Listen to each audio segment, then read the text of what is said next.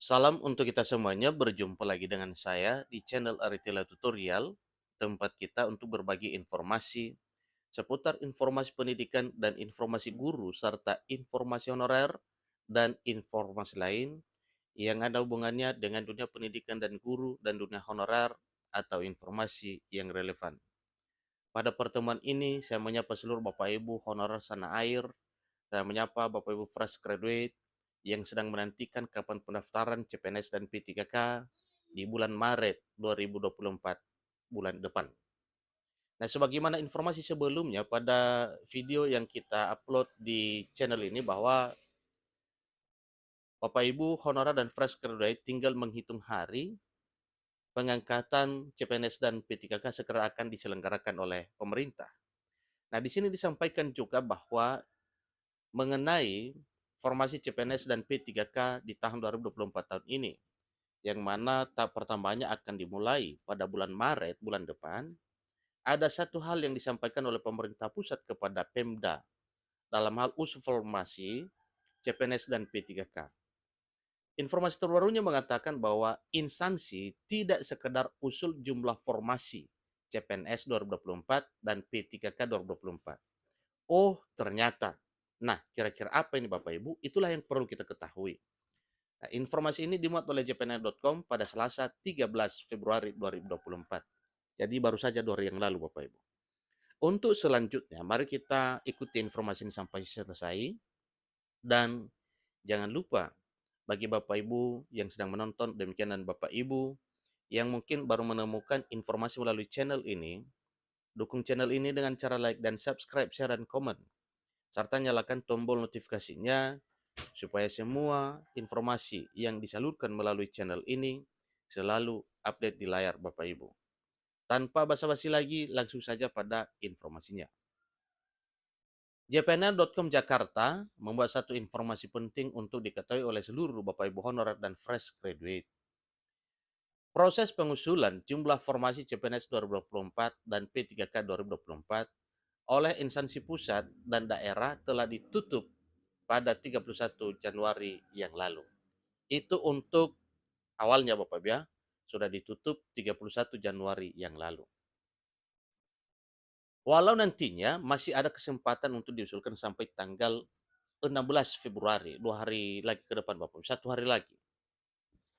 Jadi saat ini Badan Kepegawaian Negara atau BKN selaku Panitia Seleksi Nasional Calon Aparatur Sipil Negara 2024 masih menunggu usulan peta jabatan dan informasi jabatan melalui Sistem Informasi Aparatur Sipil Negara atau SIASN dari instansi pusat dan instansi daerah. Saat ini kami sedang melakukan validasi usulan kebutuhan CSN yang sudah disampaikan instansi pusat dan daerah ke dalam e-formasi. Ini kata Menteri Penanggulangan Aparatur Negara dan Reformasi Birokrasi PAN-RB Abdullah Azwar Anas pada Selasa 13 Februari 2024, 3 hari yang lalu. Sebagaimana diketahui bahwa pemerintah juga sudah mengumumkan proyeksi kebutuhan formasi CPNS dan P3K 2024 sebanyak 2.302.543 formasi. Itu total formasinya Bapak Ibu ya. Dan itu telah langsung diumumkan oleh Presiden Jokowi pada Jumat 5 Januari 2024 bulan yang lalu.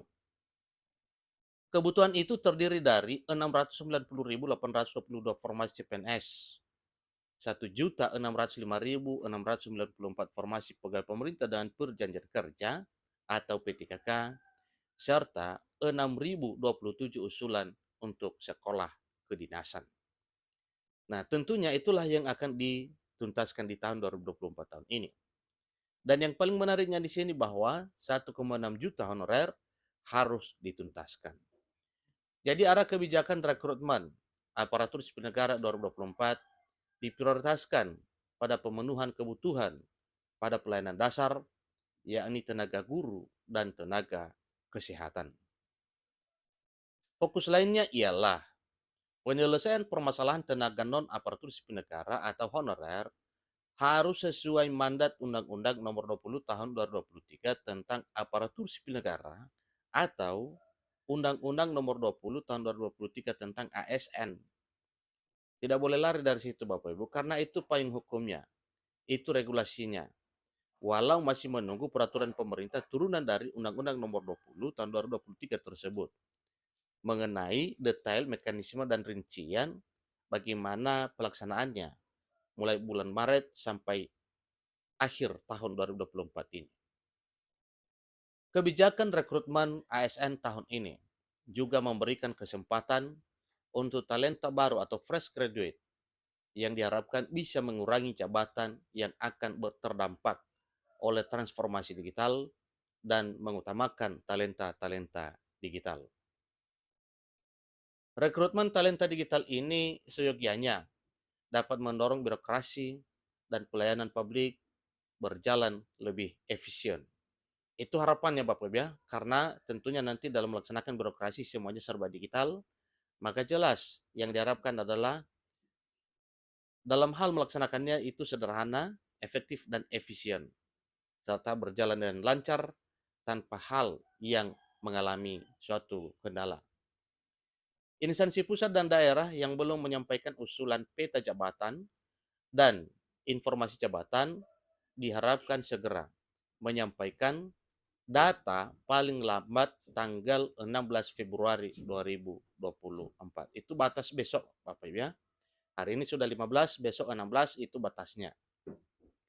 Menteri Anas menjelaskan, penyampaian usulan peta jabatan dan informasi jabatan melalui SIASN, layanan perencanaan kebutuhan ASN, bertujuan untuk mengetahui jumlah dan jenis jabatan sesuai skala prioritas yang dibutuhkan organisasi.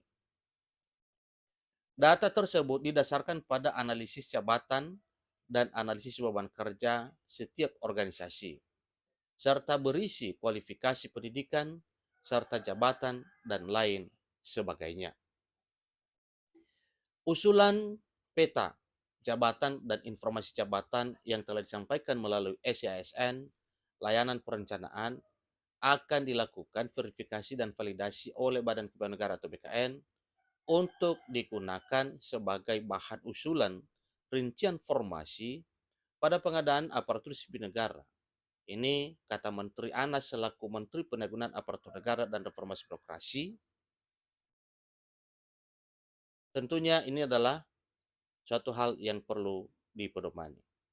Ini dikutip dari keterangan resmi Humas Kementerian Pan-RB. Nah, demikian informasinya Bapak Ibu ya.